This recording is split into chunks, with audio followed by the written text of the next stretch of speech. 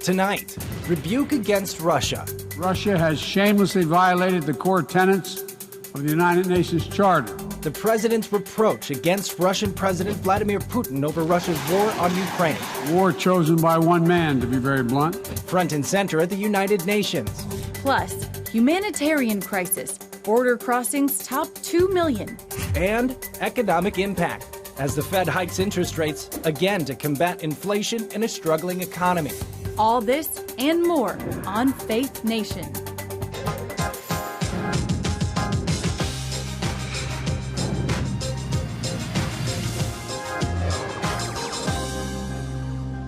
President Biden condemns the war on Ukraine as his Russian counterpart threatens to use nuclear weapons in the invasion. Welcome to Faith Nation. I'm Brody Carter. And I'm Abigail Robertson. The president attempted to unify world leaders today during his speech before the United Nations General Assembly. He did so by calling for peace and diplomacy while also addressing a Russian threat about using nuclear weapons. CBN News Capitol Hill correspondent Matt Galka closely followed that speech. He joins us now with those highlights. Matt? Brody and Abigail, President Biden used his position on the world stage to emphasize America's commitment to democracy and the support of Ukraine. His appearance also came just hours after Vladimir Putin appeared to raise the threat level of the war. This war is about extinguishing Ukraine's right to exist as a state, plain and simple, and Ukraine's right to exist as a people. Whoever you are, wherever you live, whatever you believe, that should make your blood run cold. In strongly condemning Moscow and the ongoing war with Ukraine, Biden told other world leaders that it put the UN's charter under attack. His strong words followed Putin's announcement earlier in the day that he would mobilize and send 300,000 Russian reserves to Ukraine, while also hinting at the use of nuclear weapons. In his television address, the Russian president said, "I want to remind you that our country also has various means of destruction. To protect Russia and our people, we will certainly use all the means at our disposal. That is not a bluff." A nuclear threat is something experts stress cannot be ignored. You don't want this war to go on indefinitely because there are risks. And when Putin's doing the nuclear saber rattling, even if it is primarily bluster, it always carries some small risk of getting out of control. President Biden then shifted to another trouble spot, reiterating support for a one China policy when it comes to Taiwan and China. He then condemned the ongoing human rights violations in that region and around the world, including in Iran, where protests raged after the death of a young woman for violating a strict Islamic dress code.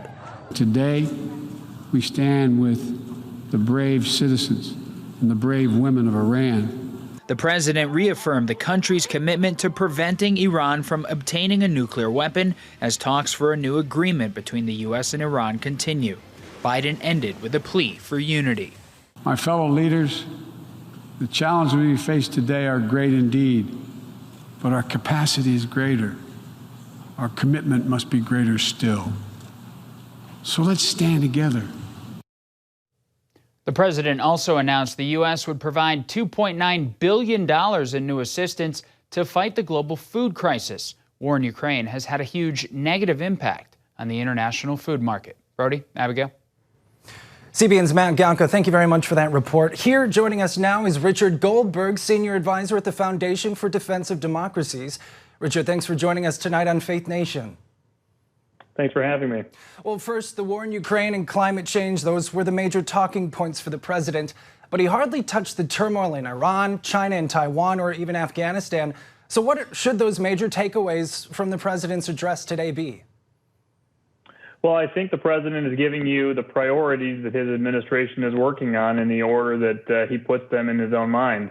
And so Russia is front and center right now for the White House. It touches everything from national security to the economy, looking for additional ways to pressure Putin, the Russian government, looking to provide additional arms to our Ukrainian allies, trying to isolate them on the world stage.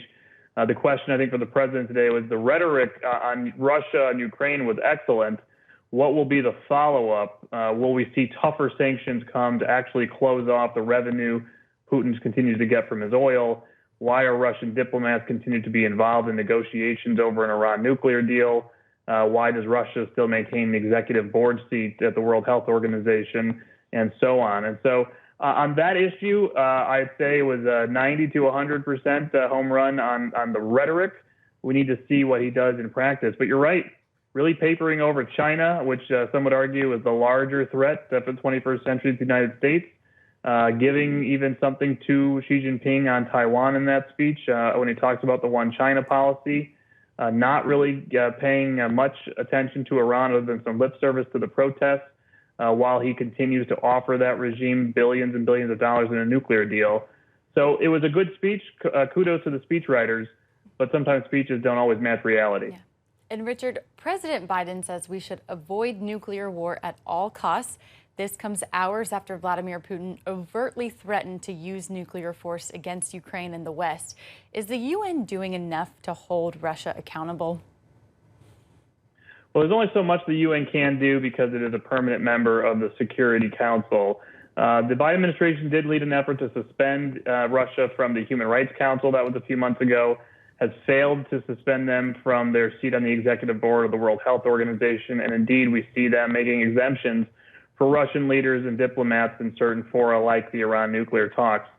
So at this point, if I was Vladimir Putin, it's unclear whether he really feels pressure, whether he feels isolated with China, India, other countries continuing to buy his oil. So I think we're really leagues away from ratcheting up to a true maximum pressure to achieve a change in behavior from Vladimir Putin. Richard, one of the powerful moments from that speech was when President Biden vowed today that Iran will never acquire a nuclear weapon under his watch. Is there still a path towards an Iran nuclear deal? There is. We know that the U.S. Special Envoy for Iran was up on Capitol Hill last week, briefing members of Congress on the progress on the deal, still hopeful to achieve one after the midterm elections. That offer to Iran remains on the table despite the protests the president mentioned, despite the brutal crackdown on women and religious minorities inside Iran, despite their sponsorship of terrorism, including active plots to kill former U.S. officials like Mike Pompeo and John Bolton. So again, a little bit of a disconnect, saying we stand with the women of Iran today while offering their oppressors billions and billions of dollars at the negotiating table. Well, Richard, we're going to have to leave it there for today. Thank you so much for joining us. You bet. Well, staggering new numbers on illegal border crossings show Border Patrol officers are more overwhelmed than ever, putting President Biden on the defense. So far during his administration, numbers are reaching record highs of more than 2 million and counting. As CBN News senior Washington correspondent Tara Mergener reports, this news comes as both parties fight over who's to blame and what to do next. The United States has never seen illegal border crossings reach this level. Republicans and now more members of the media are asking President Biden to explain what's behind this historic surge. In what country in the world are you allowed to enter illegally into a country violating its laws and within a week be in court suing the very government whose laws you've just violated? Senator Marco Rubio firing back. It's some of the 50 migrants who sued Florida Governor Ron DeSantis after he sent them from Texas to Martha's Vineyard. They were provided an ability to be in the most posh sanctuary jurisdiction maybe in the world. Rubio and other GOP critics claiming migrants take advantage of American taxpayers and the country's legal system. Anyone who comes here illegally to come and to stay, and we should assume that responsibility, but only if they stay in Florida, but only if they stay in Texas, not if they come to New York, not if they come to Massachusetts. The Biden administration has already transported hundreds of thousands of migrants to U.S. cities from coast to coast, many under the cover of darkness. Now a Texas sheriff is investigating DeSantis for sending the small group to the Massachusetts resort area. Migrants were lured, I will use the word lured, under false pretenses into staying at a hotel for a couple of days. They were promised work, they were promised the solution to several of their problems, and then they were unceremoniously stranded in Martha's Vineyard. DeSantis promising more flights to come. How would you respond to the sheriff in Texas who's saying that these migrants were lured under false pretenses to boarding those planes? As the border grows more overwhelmed by the day, Biden has struggled to explain the skyrocketing number of illegal crossings into border cities like El Paso, this week claiming more people are fleeing communist regimes. On the border, why is the border more overwhelmed under your watch, Mr. President? There's fewer immigrants coming from Central America and from Mexico. This is a totally different circumstance. What's on my watch now is Venezuela, Cuba, and Nicaragua. In recent days, busloads of migrants have also arrived at Vice President Kamala Harris's D.C. home, though she insists the border is secure. Here in D.C., the mayor's emergency declaration remains in effect due to the thousands of migrants sent here by Republican governors. The D.C. Council just approved $10 billion to open a government office aimed at supporting the migrants. In Washington, I'm Tara Mergener, CBN News. Well, here to continue the conversation is Ariel Ruiz Soto, a policy analyst at the Migration Policy Institute. Thanks for coming on Faith Nation tonight. Thank you for having me. So I just first want to start with the southwestern border has seen a historic amount of arrests this year. Hundreds of people have died trying to cross, and now advocacy groups in El Paso say they are running out of resources. So what's next for these migrants, both along the border and for the ones that have made it to the United States? Well, first, one quick point here is that not every migrant who comes to the border is allowed into the United States and then released. But for those that are released into the country, there's a few different possibilities. For some of them that are actually paroled, they may have some access to services and housing and shelter. But for some of them that are not, they may actually be on their own to try to either get to their final destination or to be able to find shelter for themselves. Civil society has played a key role here a key role to try to receive and welcome migrants into the country. They've done this for several years and decades now. In this moment, I think the numbers do show clearly that the numbers are clearly surpassing the capacity in many parts of the border, though not all parts of the border, and that this is actually making it more difficult for local authorities, but also for local civil society organizations to meet that demand. That's why you're seeing an interest in trying to figure out how to provide more and better services for them. Well, Adia, Vice President Harrison, she said twice in a recent interview the border is secure. While Republicans, they're sending planes and buses filled with migrants across the border into the U.S. So what are some misconceptions that could be attached to this crisis? And also, how can Americans step up to help? Well, one thing first, when we think of security on the border, it doesn't necessarily mean number-wise the volume that we're seeing. And that makes a difference because there could be a situation in where there's a large number of people arriving over the border, but there's also the security mechanisms to identify who they are, scan and screen them if they're a threat to the country or not. So it's a little bit of a different scenario here. What we're seeing now is trying to understand how to make sure that this flow that we're seeing into the U.S.-Mexico border actually is one that can quickly either receive an opportunity to seek asylum in the country or if not, and if their cases do not prevail, that they are returned to their country of origin. But a key factor here is not just the flow of people, as President Biden suggested, but also the lack of agreements of repatriations with countries like Cuba, Venezuela, and Nicaragua, because the more that these migrants come to the border, the less that they're likely to be deported. And in part, that's what we're seeing, at least for the month of August. Mm-hmm. And cities like New York are struggling right now with a flood of migrants arriving via bus from these other cities. The city's mayors is now blaming Republican governors for the shifting crisis from the border to sanctuary states. Do you think that's justified? Well, I think we have to rethink here the word crisis. I mean, these are still numbers that are quite, yes, in the dozens of thousands, but still quite doable and flexible for many of the mayors that we're talking about, including the states on the border. So trying to understand how these migrants can actually receive services is something that we need to take seriously, and we need to consider this, especially as the numbers continue to increase. But for now, I think it's become less about the migrants and the humanitarian crisis they may be facing at their destinations, and more about the politics that we're seeing now. So I think in the end, yes, the numbers are increasing at the border, but not all those migrants are being relocated. And in fact, some of them would end up in New York City or in Chicago and Florida or another place beforehand. So that's, I think, something that we have to separate. Here, I think we're going to continue to see those flows, and hopefully we'll see a more coordinated response by federal, state, and local authorities. Yes. Ariel, thank you so much for joining us tonight and for your insights. Thank you. Well, not exactly a spoonful of sugar. The Federal Reserve prescribes another dose of tough medicine for the economy. Those details after this.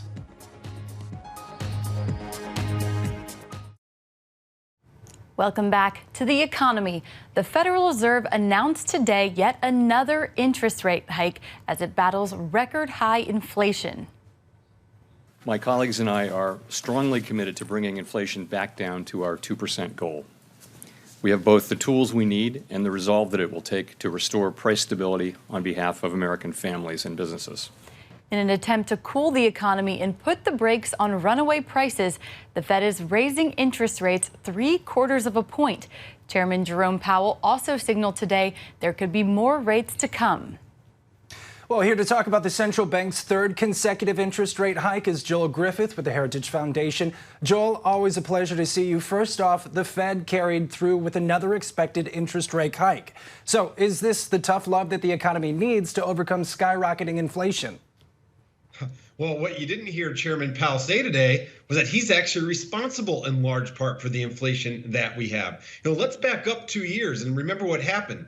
We had the economy shuttered, senselessly shuttered, and we had Congress approve trillions of dollars worth of spending to pretend as if there are no consequences from shutting the economy down. And it was Chair Jerome Powell's Federal Reserve that ramped up the printing presses and printed the money to actually enable Congress to spend like drunken sailors. That is the cause of the inflation we have today. Trillions of dollars circulating through the economy, and there's really no easy way out of this. The Fed can try to hike interest rates to stop more of those dollars from being lent out and distributed into the economy, or they can allow those dollars to flow freely and have even more inflation. Regardless of what the Fed chose to do today, we are in for severe economic pain because of what the Fed has done along with Congress over the past 2 years. Well, Joel, the stock market did well today for a minute and then tanked again. But the latest inflation data shows the interest rate hikes have had little effect on high prices. Do you expect prices to go down? Well, I don't expect prices to return to where they were 2 years ago. I would say there's very little chance of that. And that's for the bottom line of look at all the money that has been created. We've seen our money supply increase by 40% over the past 2 years, the number of dollars that are in circulation. And to see the Fed chair today say that he was surprised and that the inflation numbers are unexpected, well, they shouldn't be unexpected. A lot of economists, including myself, were warning Congress and warning the Fed that if you print trillions of dollars, you will see inflation as a result. Well, obviously, that means we're in this for the long haul, right? So do you expect the Fed to continue these interest rate hikes until they meet their 2% goal? Well, look, right now, the interest rates are still far below the inflation rate, meaning that in real terms, there's a negative interest rate. Interest rates are not even at 4%, and meanwhile, inflation is close to 9%. So if you want to see some sort of parity in the marketplace, interest rates have a long ways to go. And if you look at the balance sheet of the Fed, which represents all the dollars that they've printed, it is still nearly $5 trillion higher than it was about 2 years ago. There's a lot of excess dollars floating around out there in the economy, and the Fed has only made a small dent in absorbing all of those excess dollars that are causing inflation. Yeah. Well, Joel, we have just about 15 seconds left, but you know we got to ask this. Are we in a recession or are we heading towards one? We are in a recession, whether or not they want to admit it. Our economy has been shrinking for 6 months, and the typical American family is earning about $5,000 less per year in real terms now than they were 2 years ago. This is a recession. For sure. You heard it right there. Joel Griffith with the Heritage Foundation. Thank you so much for your time. Thank you. The Trump family is in some hot water with the state of New York. When we come back, the latest legal fiasco for the former president and his family.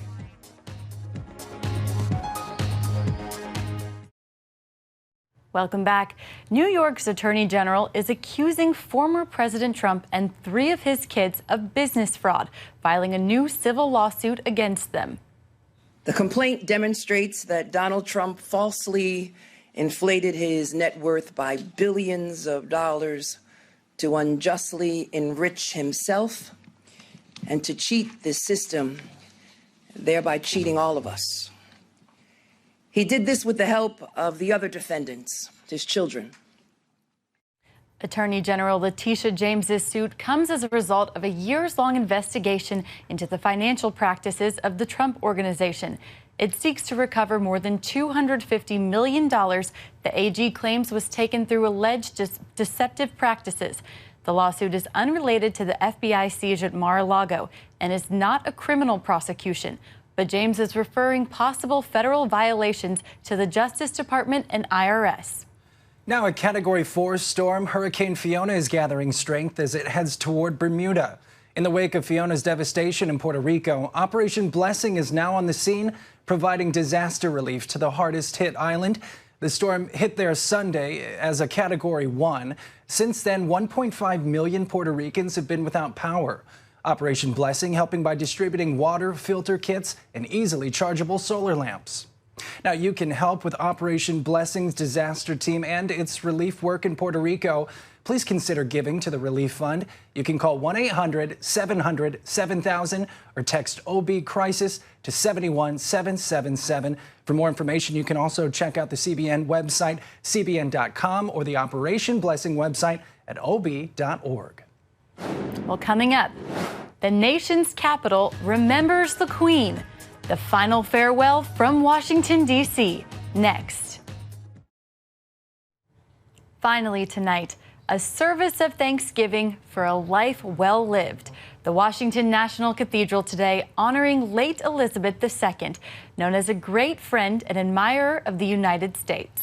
The service was co-hosted by the British Embassy. U.S. dignitaries and officials attended, including the Dean of Washington National Cathedral and Dame Karen Pierce, the British ambassador to the United States. Pierce shared about the Queen's faithful service. It has been clearly restated by King Charles III, who said, "We are grateful for her long life and we draw strength from the light of her example." The Queen ruled for 70 years, celebrating her Platinum Jubilee earlier this year. She passed away at the age of 96. She's succeeded on the throne by her eldest son, King Charles III. I'm just now getting used to saying, God save the King. No, it's still so hard to believe she's gone. That's going to do it for us here at Faith Nation. We'll see you tomorrow.